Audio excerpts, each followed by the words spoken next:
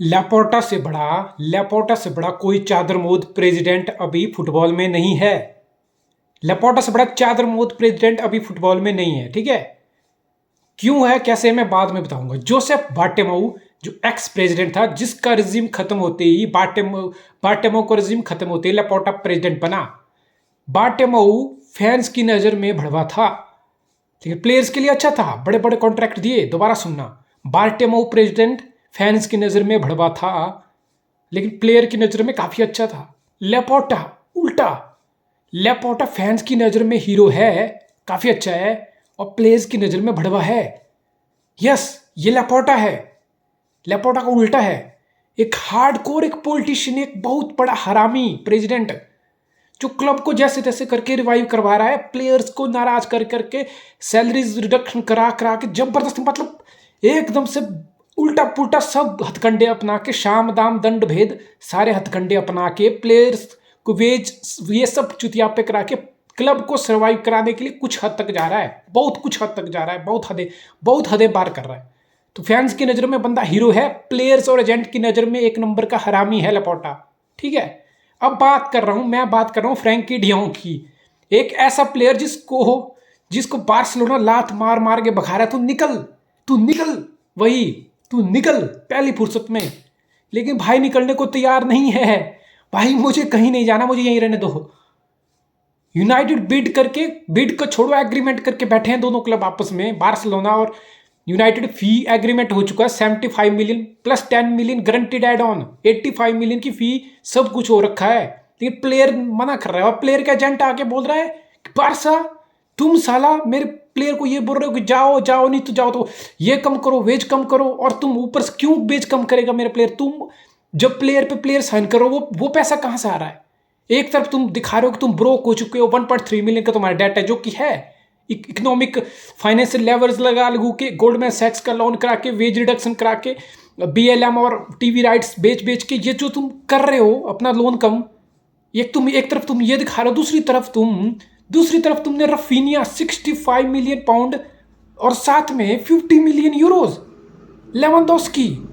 तो ये दो बड़ी साइनिंग आप लोगों ने 100 मिलियन यूरो बार्सिलोना खर्च कर चुका है, और बारसा की गाड़ी यही नहीं रुक रही है। 100 मिलियन खर्चने के बावजूद बारसा का नेक्स्ट टारगेट कौंडे है फ्रेंच का, सेविलिया का यंग डिफेंडर। अब सेविया का फाइनेंशियल कंडीशन क्रंच में है, जो CVC डील हुआ था लालिगा का, जहां से क्लब को कुछ पैसे मिले थे, क्लब को उल्टा नुकसान हो रहा है उससे।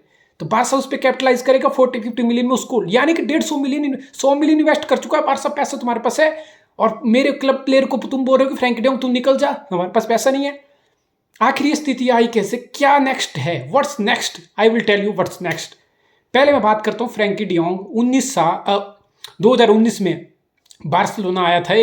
बार्टेमाउ जो करंट प्रेसिडेंट था बारसा का, वो पर्सनल प्लेन लेके एम्स्टर्डम गया था। भाई साहब पर्सनल प्लेन लेके एम्स्टर्डम गया, एम्स्टर्डम में जाके 1-on-1 face to face meeting हुई फ्रैंकी डियोंग और उसके रिप्रेजेंटेटिव के साथ, बात करके डील स्टॉल कर दी। जो डील मैन सिटी के साथ फ्रैंकी डियोंग की होने वाली थी, वो डील स्टॉल कर दी, और 14 मिलियन पर सीजन की सैलरी पे 5 साल के लिए कॉन्ट्रैक्ट कर दिया। 19 में आ गया, आयक्स से आ गया, ठीक है। फ्रैंकी डियोंग को लगा मेरे, अभी भी बंदा ओपनली आके बोल रहा है कि Barcelona is club of my dream, I want to play here, I see myself playing here, this is the best club in the world, और ये सब हो रहा है, ठीक है। प्लेयर ये सब बोल रहा है अभी भी। और सेम द टाइम लेपोर्टा, मैंने बताया था ना चादरमोद है, लेपोर्टा पब्लिकली आके बोलता है कि I know player wants to stay, I will do everything in my capacity to make sure कि प्लेयर यहाँ पे रुके। और फिर बाद में क्या होता है, अगले दिन एग्रीमेंट हो जाता है दोनों क्लब का। तो ये है लेपोर्टा कितना बड़ा हरामी, कितना बड़ा पॉलिटिशियन है, आई टोल्ड यू भाई, ठीक है। अब बात करते हैं कि यार ऐसा क्या हो गया बारसा सिर्फ फ्रैंकी डियोंग को ही बेचने को क्यों देख रहे हैं। बारसा के पास बहुत प्लेयर हैं, बहुत कुछ है। बारसा का अभी जो वेज स्ट्रक्चर है, एक साल का वेज पे खर्चा 540 मिलियन है, अभी भी 540 मिलियन यूरोज अभी प्लेयर के वेज पे बारसा के खर्च हो रहे हैं। बारसा का टारगेट है 400 मिलियन पे वो वेज इस साल लगाना। लेपोर्टा का टारगेट है कि 400 मिलियन पे वो वेज लाऊं, तो सबको फोर्स किया जा रहा है। ये कोई नई बात नहीं है, पहले भी हमने देखा जब मेस्सी गया, मेस्सी के बाद पीके की वेज कम हुई, ग्रिजमैन को वापस लोन पे भेजा आपने, फिलिप कंटिन्यू को लोन पे भेजा आपने, वो डेम्बेले जितना भाव खा रहा था अभी आते आते 7 मिलियन पर सीजन पे 2 साल के लिए एक्सटेंड कर लिया, ठीक है। ये सब बहुत सारी चीजें हुई और बहुत सारे प्लेयर सेल के लिए हैं। आपसे मेम्फिस डिपाय है, आपका ब्रेथवेट है, फिर आपका ऑस्कर मिंगेजा है, सैमुअल उमटीटी है, ये सब फिर लॉन्गलेट को लोन पे भेज दिया। तो ये सब चला हुआ है, ठीक है, ये सब चला हुआ है। और बार्सा को लग रहा है कि अब भी हमारा सबसे बड़ा एसेट कौन है, अगर किसी को हम बेचना चाहें तो हमारे पास कौन ऐसा प्लेयर है जो हमें 85 मिलियन देगा? That's only Frenkie de Jong. वो सिर्फ फ्रैंकी डियोंग ही है। अब आप बोलोगे कि ज़ावी बोल रहा है कि मुझे भी प्लेयर चाहिए, मेरे लिए भी प्लेयर इंपॉर्टेंट है, मुझे प्लेयर चाहिए, एक I C M as a future, as a part of my project, मैं चाहता हूँ प्लेयर यहाँ पर। लेकिन ये हो क्यों रहा है? ये दिक्कत इसलिए हो रही है, दिक्कत इसलिए हो रही है। अब आप बोलोगे कि फ्रैंकी डियोंग तो सबसे बड़ा चूतिया है, बार्सा फैन को लग रहा है फ्रैंकी डियोंग बहुत बड़ा चूतिया है, यूनाइटेड फैन को भी यही लग रहा है। तो प्लेयर दोनों साइड से विलेन बना हुआ है। यूनाइटेड फैन को इसलिए लग रहा है क्योंकि प्लेयर, दो क्लब के आपस में एग्रीमेंट होने के बाद भी प्लेयर मना कर रहा है यूनाइटेड माने को, ठीक है, यूनाइटेड फैन को तो बेकार लगेगा ही। लेकिन बार्सा फैन को प्लेयर बेकार क्यों लग रहा है? उनको लग रहा है कि तू जाना चाह रहा है तो जा, नहीं जाना चाह रहा है तो सैलरी कम करके बैठ, और प्लेयर सैलरी कम करने को भी मना कर रहा है, ठीक है। तो इधर भी बंदा विलेन बना हुआ है, बार्सा में भी विलेन बना हुआ, दोनों क्लब के लिए विलेन बना हुआ प्रॉपर प्लेयर, ठीक है। अब आप बोलोगे भाई तू सैलरी कम क्यों नहीं कर रहा, ठीक है। तो 2020 में जो पैंडेमिक हिट हुआ था बार्सा में हर क्लब के लिए, तो बार्सा ने अपने प्लेयर को बोला था कि आप कम सैलरी लो, रिड्यूस करके अपनी सैलरी लो। उसमें मेसी था, उसमें पीके था, उसमें एल्बा था, उमटीटी था, ये टर स्टेगन था, आपका बुस्केट्स था, ये सब प्लेयर अपनी सैलरी रिड्यूस करके ले रहे थे। इसी टाइम फ्रैंकी डियोंग के साथ भी 2020 में एग्रीमेंट हुआ था बार्सा का और फ्रैंकी डियोंग का, प्लेयर का, 2020 में पैंडेमिक के टाइम में, कि जो अभी सैलरी है प्लेयर की वो क्लब नहीं दे पा रहा है क्राइसिस की वजह से, तो फ्यूचर उसको पोस्टपोन कर दिया, उसको डिफर्ड कर दिया कि बाद में तुझे सैलरी देंगे। डिफर्ड का मतलब कि अभी तेरी सैलरी जो पेंडिंग है हम तुझे बाद में देंगे। तो 2022 आते आते 20 से 22 2 सीजन बाद जो डेफर्ड सैलरी जो बाद में देनी थी उसका पेंडिंग 17 मिलियन यूरोज बच्चा है। 17 मिलियन यूरोज बार्सा ने जो डेफर कर दी थी उस टाइम, पोस्टपोन कर दिया था फ्रैंक डियोंग की सैलरी का पार्ट, वो 2 सीजन होने के बाद अब 17 मिलियन हो चुका है। 8 मिलियन एक सीजन का, 8 प्लस दूसरे सीजन का, तो वो 17 मिलियन पेंडिंग है बार्सा को जो प्लेयर को देना है। प्लेयर बार्सा के फैन बोल रहा है कि भाई तू अगर तुझे नहीं जाना है तो और रिड्यूस बेच ले। अरे वो रिड्यूस बेच ले चुका है यार, वो तुम्हें 2 साल से तो आधी सैलरी अपनी नहीं लिया है, 2 साल से बंदा आधी सैलरी पे खेल रहा है और 17 मिलियन तुम्हें उसको देने हैं।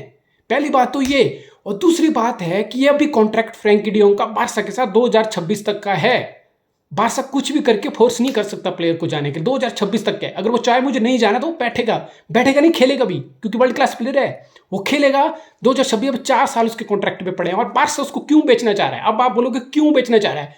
क्वेश्चन ये राइज होता है कि बार्सा के पास तो इकोनॉमिक लेवर्स आ गए, ठीक है। BLM से आप 300 मिलियन इकट्ठे कर रहे हो, 300 मिलियन आप 25% Barca TV right, broadcasting TV right में अगले 25 साल के लिए 25% स्टेक बेच के आप 400-500 मिलियन वहां से ला रहे हो। 800 मिलियन आपकी ये हो गए, 500 मिलियन का गोल्डमैन सैक्स से आप लोन लेके बैठे हो, 300 मिलियन के अराउंड आपकी 4 साल के साथ स्पॉटिफाई की डील है। तो 1.3 बिलियन में जो आपका डेट है वो तो रिड्यूस हो रहा है, और ऊपर से आप रफीनिया ले रहे हो, आप लेवेंडोव्स्की ले रहे हो, आप कॉन्डे लेने वाले हो, 100 मिलियन के आप साइनिंग कर चुके हो 2 प्लेयर, 150 मिलियन के आप और करने वाले हो। तो पैसा तो आपके पास है ना कहीं।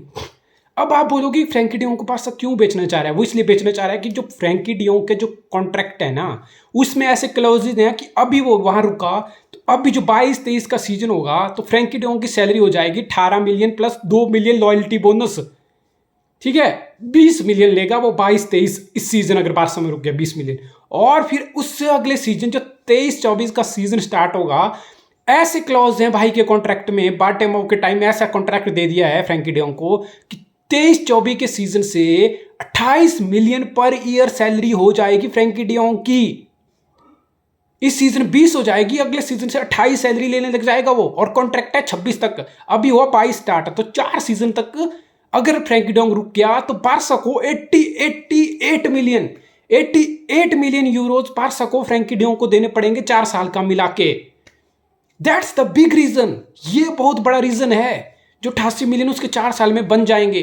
तो बार्सा इसीलिए उसको पुश कर रहा है कि भाई दो ही तरीके हैं, या तो यूनाइटेड चला जा, या दूसरा जो तेरा 88 मिलियन बन रहा है उसमें हम तुझे कॉन्ट्रैक्ट रिविजिट कर अपना कॉन्ट्रैक्ट रिविजिट कर, हो सके तो सैलरी रिड्यूस कर, 88 मिलियन को 50 मिलियन ला।